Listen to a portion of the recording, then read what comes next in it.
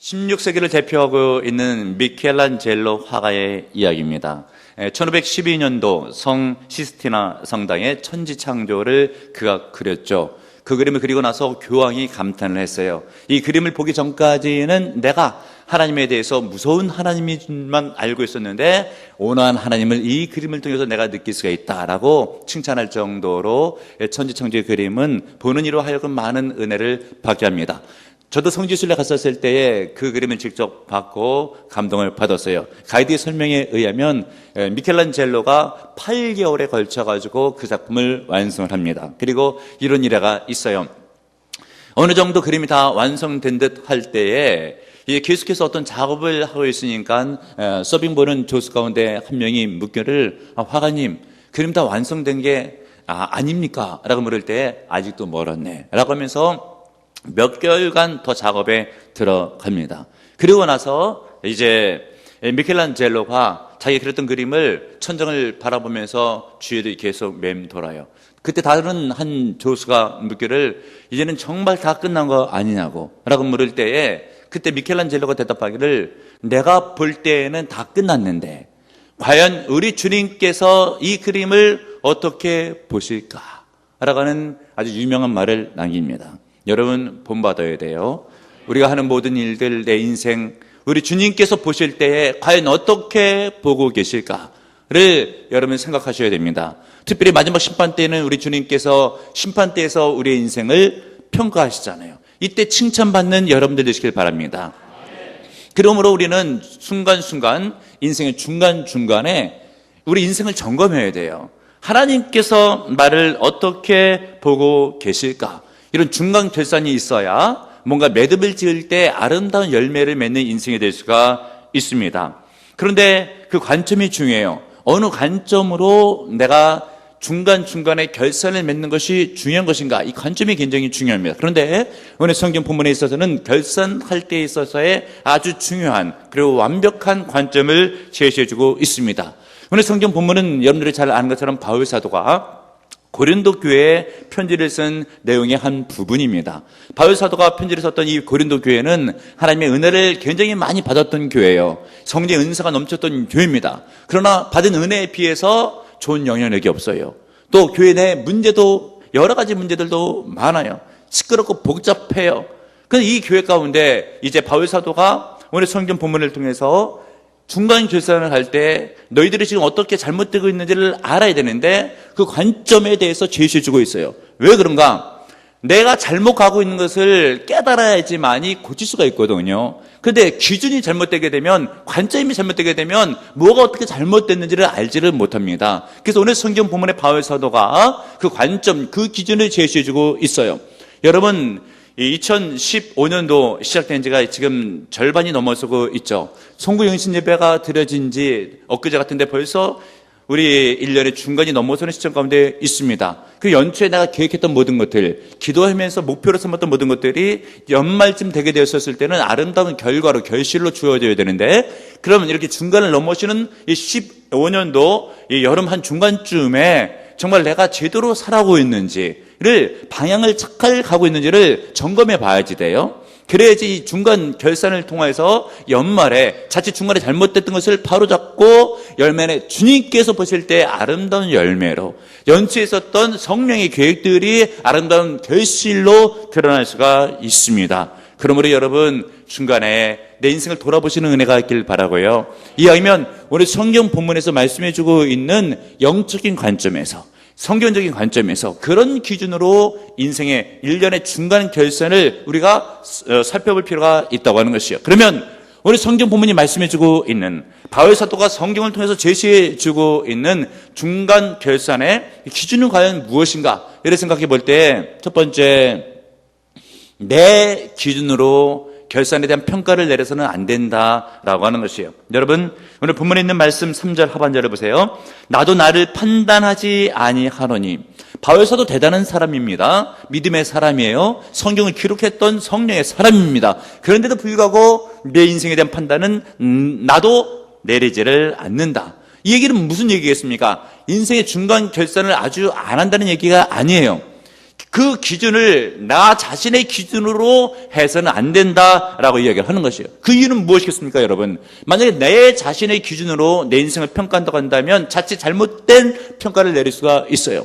어떤 사람은 예를 들면 과도한 자기의 잣대, 엄격한 잣대를 갖고 있는 그런 사람들도 있습니다. 그리고 이것은 인생의 어떤 에너지를 오히려 떨어뜨리게 되는 그 일이 될 수가 있어요. 예를 들어서 어떤 일을 시작을 했는데 잘 되지를 않았어요. 그런데 자기의 과도한 잣대로 갖다 댔더니 너무 미흡한 거예요. 힘이 빠지죠. 좌절해요. 제게 힘이 없습니다. 예를 들면 고시생이 시험 준비하다가 일단 1차에서 떨어졌어요. 그때 내가 너무나 준비를 잘못했거나 좌절하다 못해 넘어져가지고 쓰러져 있으면 다시 재기할 힘이 없어요. 만약에 가정에 있어서 가장이 생업을 이끌고 있었을 때 잘 안 될 때도 있죠. 이때 너무나 엄격한 잣대로 갖다 대면서 나는 정말 부족한가 보다. 너무 자책하다가 보면은 힘이 빠져요. 그럼 가족원들, 구성원들, 자녀들도 그걸 볼 때 오히려 같이 가면 힘이 빠질 수도 있단 말이에요. 그래서 우리가 나 자신을 평가할 때 어떤 관점과 기준을 내 생각이 평가의 기준이 돼서는 절대 안 된다라고 하는 것이에요. 이런 의미에서 또 어떤 사람들은 과도한 엄격한 기준이 아니라 자칫 자기를 너무 좋게 평가하는, 어찌 말씀을 드리다 보면 교만한 기준을 갖고 있는, 자기가 한 것은 무조건 다 잘한 거예요. 잘못된 것도 잘한 거예요. 근데 실은 잘못됐어요. 그러면 연말에 보게 됐었을 때 잘못된 방향으로 나가가지고 잘한 것을 진짜 착각했으면 연말에 있어서도 모든 일들에 대한 결과는 좋지 못할 수밖에 없더라라고 하는 것이에요. 이런 의미에서 우리 성경 본문에 있는 바울 사도는 내가 나를 판단할 때에도 스스로 판단을 내리지를 않는다라고 해요. 왜냐하면 잘못된 판단을 내릴 수가 있으니까. 말씀드린 것처럼 엄격한 잣대를 갖다 대서 힘을 빠지게 하는 수도 있고, 어떨 때는 교만한 잣대를 갖다 댐으로 하자가 있는 것도 모르고 진행될 수도 있단 말이죠. 자기 자신이 착각을 할 수가 있어요. 시랍 신화에 나오는 여러분 나르시소스라고 하는 소년이 있습니다. 아마 그 시랍 신화를 읽어본 분들은 좀 아실 건데, 그 소년이 숲속을 이렇게 산책을 하고 있다가 은빛 찬란한 호숫가를 봐요. 참 아름답다 라고 하면서 호숫가를 보는데 쳐다보았더니 자기 모습이 비추는 줄 깨닫지 못하고 아름다운 사람이 비추는 거예요. 아마 꽃미남이었던 것 같아요. 그러니까 여성처럼 보이는 이쁜 사람이 있는 거예요.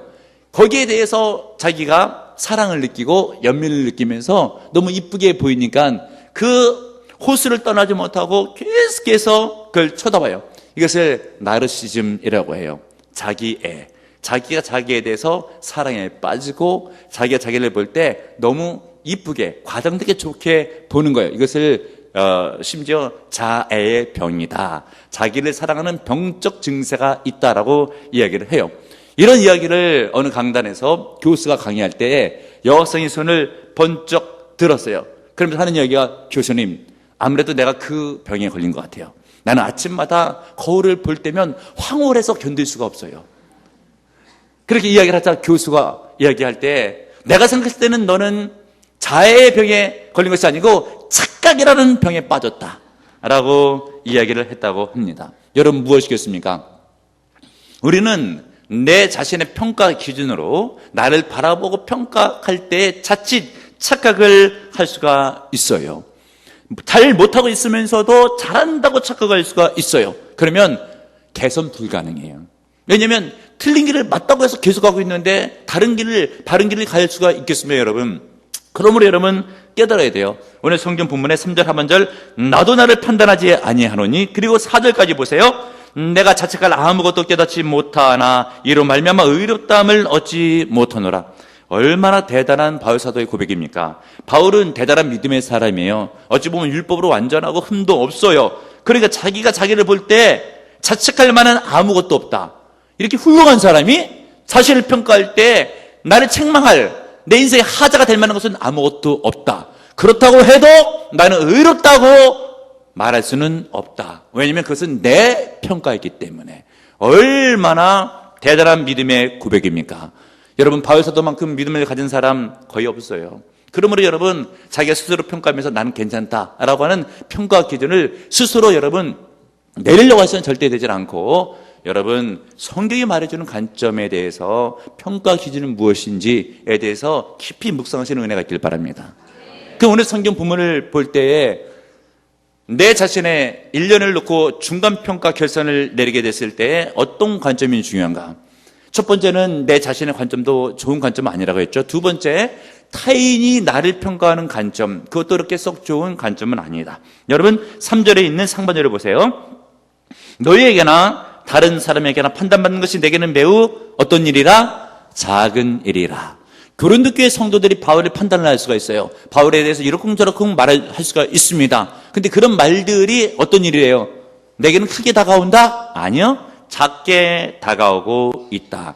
물론 잠언 성경 말씀에 보게 되면 타인의 충고에 대해서 지혜로운 사람은 귀담아 듣는다고 이야기를 하고 있습니다.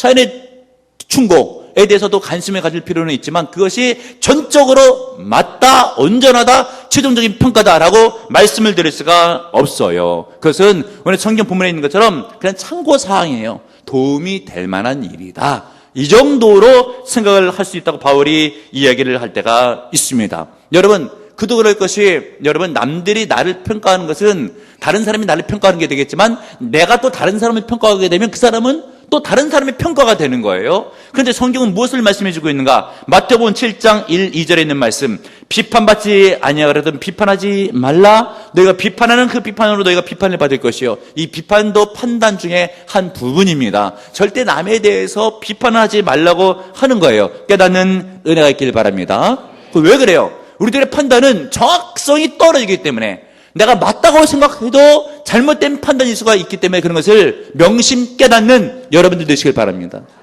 어느 여지사님의 간증인데 엘리트예요. 회사에서도 그가 높은 직책을 갖고 있고 해외 출장도 자주 가고 있습니다.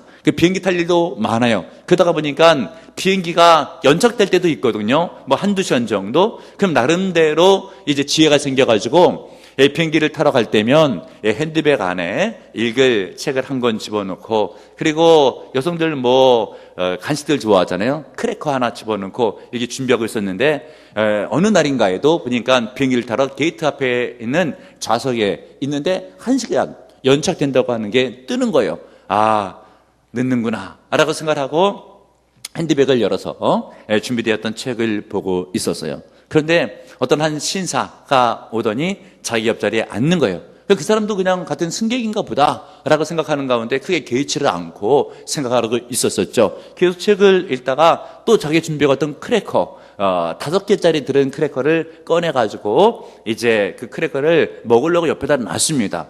근데 이게 웬걸요? 그 크래커를 그 옆에 있는 신사가 하나 갖다가 먹는 거예요. 그러니까 이게 책을 읽다가도 신경이 쓰이는 거예요. 왜 남의 크래커를 허락도 받지 않고 달라고 하지 않고 그냥 먹으면 이게 양심이나 있는 사람인가? 이런 생각을 하고 있을 때쯤에 두 번째 크래커를 또 먹는 겁니다. 열이 받는 거예요. 말을 할까 말까 라고 하고 있었죠. 그런데 조금 있다가 세 번째 크래커를 먹는 거예요. 그래서 안 되겠다 싶은 거예요. 이러다가 이 남자가 다 먹어버리겠다. 그래가지고 네 번째 크래커를 자기가 먹었습니다. 그 이제 크래커가 하나 남았잖아요. 남은 하나의 크래커인데 그 옆에 있었던 신사가 참 묘한 행동을 하는 거예요. 마지막 크래커를 자기가 일단 집었어요. 그러더니 크래커가 보니까 가운데 크림이 있는 양쪽으로 하나씩 붙어 있는 그런 크래커였었는데 반을 쪼개더니 하나 자기가 먹고 하나를 딱 남겨두고 그냥 자리를 떠나갔어요. 화가 나가지고 그 신사를 그냥 보는데 말은 하지 않고 보란 듯이 하면서 핸드백을 집었다가 확 팽개쳤어요. 그리고 나서 비행기에 다시 올라서 좌석에 딱 앉았죠. 앉아있는데도 계속해서 괘씸한 생각이 들고 불쾌한 생각이 드는 거예요. 그러면서 이제 핸드백을 이제 정리하고 책을 다시 집어 놓는데 보니까 그 안에 자기 크래커가 그대로 있는 거예요. 그러니까 실은 그 크래커가 그 신사의 크래커였던 것이거든요. 그런데 네 번째 크래커를 자기가 먹었잖아요. 그 누구의 크래커를 먹은 거예요? 신사의 크래커를 허락도 받지 않고 자기가 먹은 거예요. 그랬더니 그 신사가 크래커를 좋아하나 보다 생각해가지고 반쪽해가지고 그 여자 먹으라고 주고 간 거예요. 그러니까 조금 전까지만 해도 이 인간 저 인간 하면서 이를 갈고 있다가 세상에 이렇게 젠틀맨이 있을 수가 있나? 라고 생각이 바뀐 거예요. 여러분, 사람의 판단이라는 게 그래요, 여러분. 내가 100% 맞는 것 같아요. 내가 100% 옳은 것 같아요.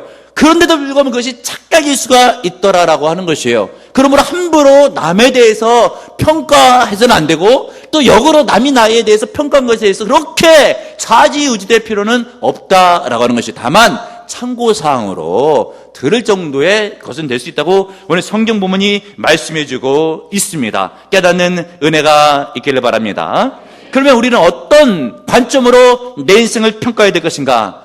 주님의 관점으로 평가를 해야 돼요. 4절을 보시길 바랍니다. 내가 자책할 아무것도 깨닫지 못하나 이로 말미암아 의롭다함을 얻지 못하노라. 다만 나를 심판하실 이는 주시니라. 아멘, 할렐루야. 나를 심판하실 이는 주시니라. 주님께서 최종 평가를 내릴 것이고 완벽한 완전한 평가를 내려줄 것이다. 나를 위해서 십자가를 지신 예수 그리스도, 내가 믿고 영접해서 구원을 얻은 예수 그리스도 그 은혜를 가져준 주님의 관점으로 내가 모든 것을 생각하고 평가를 내려야 된다. 만유의 주님께서, 역사를 심판하실 주님께서 나를 평가하실 그 관점을 내가 가져야 될 것이다. 깨닫는 은혜가 있기를 바랍니다. 주님은 우리에 대해서, 나 자신에 대해서 어떤 평가를 내릴 기준을 갖고 계셔요. 오늘 성경 부문에 있는 말씀 5절을 보시기를 바랍니다. 그러므로 때가 이르기 전 곧 주께서 오시기까지 아무것도 판단하지 말라. 그가 어둠에 감춘 것들을 드러내고 마음의 뜻을 나타내시리니 그때 각 사람에게 하나님으로부터 칭찬이 있으리라. 나 자신에 대해서도 남에 대해서도 평가, 판단을 내리지를 말아라. 주님께서 판단을 하실 것이다. 심지어 마음의 뜻과 생각까지 드러내실 것이다. 예를 들면 여러분들이 오늘 예배드리러 오셨잖아요. 주님께서 다 판단하시고 평가하세요. 그런데 뭐까지? 마음까지. 단마음으로 예배하고 있는지, 할 수 없이 끌려서 와서 예배를 드리고 있는지, 헌금을 드릴 때 기쁘고 감사함으로 드리고 있는지, 아무 생각 없이 드리고 있는지, 찬송할 때 주 앞에 영광을 돌릴 마음으로 찬송을 드리고 있는지, 그냥 남들이 하니까 따라하고 있는 찬송인지, 주님께서 마음의 속의 뜻까지 들춰내십니다. 그런데 주님께서 그 동기까지 살피시는 이유가 있어요. 무엇이겠습니까? 야단치시려고? 그게 아니에요. 5절 하반절을 보세요. 그때 각 사람에게 하나님으로부터 뭐가 있으리라? 칭찬이 있으리라. 우리 주님께서는 여러분을 칭찬하시기 위해서 살펴보시는 거예요. 평가를 그래서 내리시는 겁니다. 믿는 자에게 성경은 무엇을 말씀해 주고 있습니까? 로마서 성경 말씀 8장 1절. 그러므로 이제 그리스도 예수 안에 있는 자에게는 결코 정죄함이 없나니. 여기 주님께서 예수를 믿고 죄사함을 받았는데 우리를 책망할 이유는 아무것도 없고, 죄인이다라고 칭할 이유는 아무것도 없습니다. 주님께서 우리를 살펴보시고 평가하시는 이유는 칭찬해 주기 위해서. 깨닫는 은혜가 있기를 바랍니다. 여러분, 인생 살 때 주님께서 어떨 때는 좋은 일을 여러분에게 주시면은 주님께서 정말 나에게 복을 주시는구나, 나를 칭찬해 주시는구나 라고 생각할 수가 있죠. 그런데 힘들고 어려울 때도 있어요. 그때도 여러분 주님께서 그 이유를 아셔야 돼요. 여러분들이 그냥 자빠지라 그런 게 아니에요. 낙심하라 그런 게 아니에요. 우리 주님께서 칭찬해 주시려고 어떨 때에는 힘들고 어려운 일을 주시는 거예요. 깨달으셔야 됩니다. 여러분, 제 얘기를 좀 들려드리겠습니다. 제가 비교적 결혼을 좀 일찍 한 나이에 26살 때 결혼을 제가 했어요. 친구들은 제가 평신도 때 다 청년부에 남아 있었어요. 그러다가 제가 직장생활하고 하면서도 은혜를 사모하고, 친구들은 이제 여름 이렇게 되게 되면 청년부 집회에 참석하곤 해요. 그래서 제가 결혼 1, 2년 차 될 때까지도 기회가 되면 친구들 은혜 받는데 같이 은혜를 받고 교제하기 위해서 그냥 산으로 기도원으로 따라가곤 했던 적이 기억이 납니다. 그래서 마지막 때에 청년부 집회 때 친구들과 함께, 그리고 후배들도 많이 있죠. 모닥불 피워놓고 캠프파이어로 마지막 순간을 그렇게 하고 있었을 때인데, 제가 몇 년 동안 청년부 생활을 하게 되었으니까 저를 아는 후배들도 많이 있고 지인들도 많이 있잖아요. 그 가운데 오명순이라고 하는 자매님이 저에게 찾아왔어요. 캠프파이어 하고 있는 그 중간쯤에. 그러면서 오빠, 상담거리가 있다는 것이에요. 상담을 하자고 하는 것이죠. 상담하려고 하니까 뭐 어떻게 해서 조용한 장소로 옮겼죠. 그러면서 이야기를 듣는데 보니까 그 아버지가 경비인데 몸을 크게 다쳐가지고 일을 못해서 집에 누워있는 지가 2년이에요. 그러다가 어머니는 여호와 증인으로 있어가지고 영적으로 굉장히 집안이 피폐해요. 거기다 6남매인데 자기는 장녀고요. 밑에 5은 다 학교 다니는 학생이에요. 돈 벌 사람 자기 혼자인데 간호사로 돈을 벌고 있는 거예요. 그런 때쯤에 제 친구였던 한 형제가 프로포즈를 한 거예요. 결혼을 하자고. 근데 뭐 자기는 경황이 없는 거죠. 어떻게 하면 좋겠냐라고 하는 것이에요.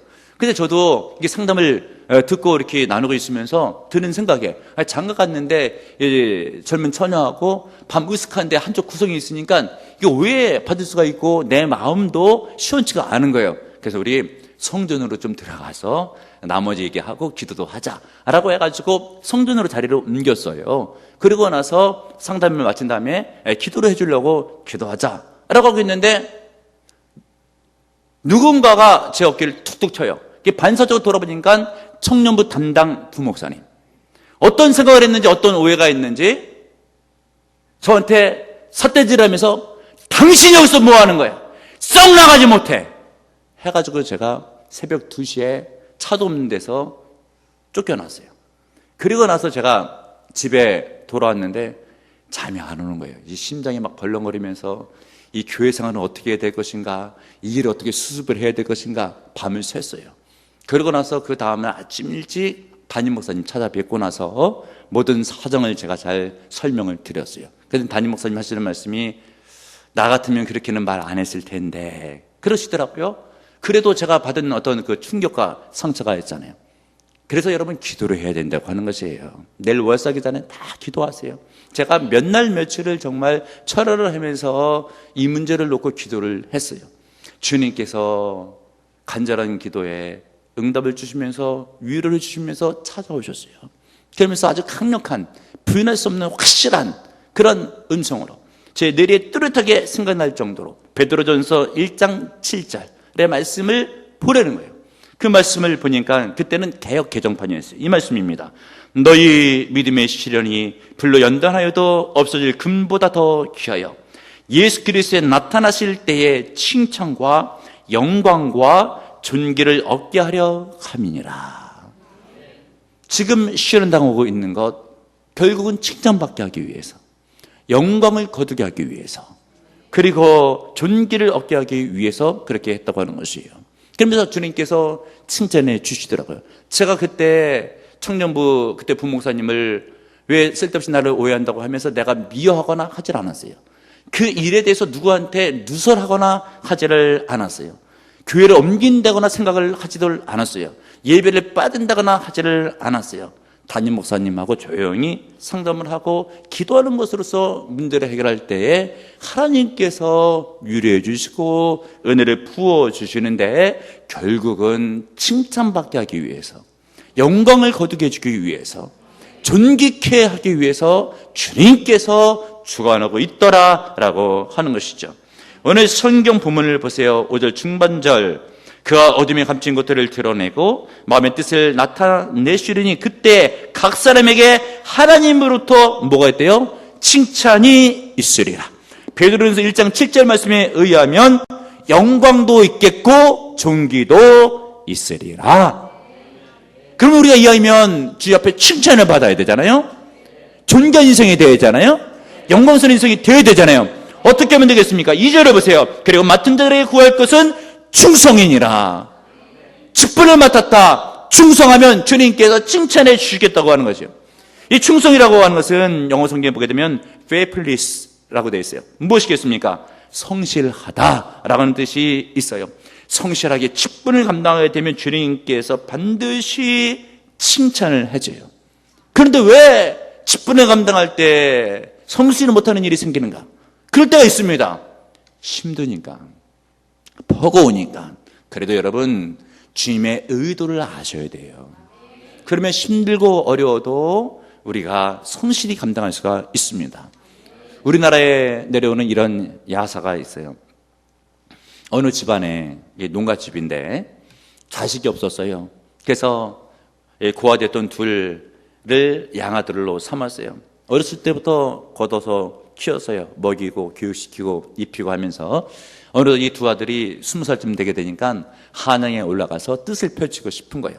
그러니까 아버지한테 얘기를 했어요. 한양에 좀 보내달라고. 과거도 보고 공부도 좀 하고 싶다고. 근데 아버지가 아직 안 될 것 같아서 안 된다 하는데 둘이서 작심을 했는데 계속 졸라대니까 아버지가 어느 날인가에 그래 그러면 내일 한양으로 떠나거라 라고 하는 것이. 그런데 오늘 밤에 좀 새끼를 꽈서 가만히 하나씩을 만들어라 라고 이야기를 했어요.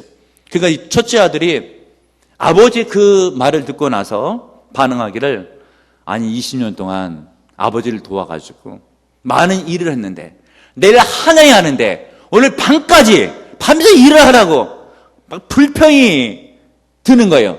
그래가지고 새끼를 끄는데 얼기설기 꽈가지고 조그만 가마니를 하나 만들었어요. 근데 둘째 양아들은 달랐어요. 그와 때 아버지가 나를 거둬들이더니 먹이시고 입히시고 그렇게 아버지께서 나를 도와주셨는데 이제 아버지가 마지막 당부인 그 시킨 일을 내가 감사하면 다 도와줘야 되지 않겠는가, 이런 심령으로 아주 튼튼하고 큰 가마니를 짰습니다. 그 다음 날이 되었어요. 두 아들을 세워놨어요. 종을 불러요. 광야에 가서 은하주머니를 다 갖고 와라. 그래가지고 자기가 짰던 가마니에 그대로 채워주는데 큰아들은 받을 게 적어요. 주머니가 작아가지고. 둘째는 많이 담기죠. 그때 큰아들이 후회를 하는 거예요. 땅을 치고 후회를 해요. 아버지의 의도를 몰라가지고 작은 것을 준비하게 된 거죠. 근데 여러분 신앙생활도 유사해가지고 우리 주님께서 여러분의 직분을 주신 이유는 칭찬을 주게, 또한 존귀를 얻게, 상급을 얻게 하려고 주셨는데도 불구하고 왜 이렇게 힘드냐고, 나만 이렇게 힘든 일이 있다고, 다른 사람들은 괜찮은데 하면서 불평 원망하면서 직분을 소홀히 감당하시는 분들이 있습니다. 여러분 주님의 의도를 아셔야 돼요. 여러분을 칭찬하게 하기 위해서, 상급을 내려주기 위해서, 영광스럽게 해주기 위해서, 존귀케 해주기 위해서 주님께서 직분을 주는 거예요. 여러분 1년의 중간이잖아요. 내가 어떻게 신앙생활하고 있는지 점검해 봐야 돼요. 그래야지 연말에 좋은 결과를 맺을 수가 있어요. 그런데 나 자신을 평가할 때 내 기준으로 평가해도 맞질 않아요. 남이 뭐라고 한 거 맞지 않아요. 주님께서 보실 때 그때 주님의 관점, 주님의 기준, 그것이 제대로 된 완벽한 최종 평가요 기준인 것을 명심하시고 성실히 직분을 감당하심으로 하나님의 칭찬을 받는 은혜가 있기를 주님의 이름으로 축복합니다. 주님, 1년의 중간이 넘어가는 이 시점 가운데에 내가 어떻게 신앙생활하고 있는지 중간평가 결산할 필요가 있는데, 나 자신의 평가도 부족한 평가요, 남이 나에게 대한 평가도 온전한 평가는 아니요, 주님께서 보시는 것이 최종적인 완전한 평가가 될지인데 주여 성실히 직분을 감당하여 나중에 쇼페의 영광과 존귀 칭찬을 얻는 귀한 성도로 승리하게 하소서. 열심을 내며 흔들리지 아니하며 충성하는 성도로 승리하게 하소서. 예수님의 이름으로 기도합나이다. 아멘.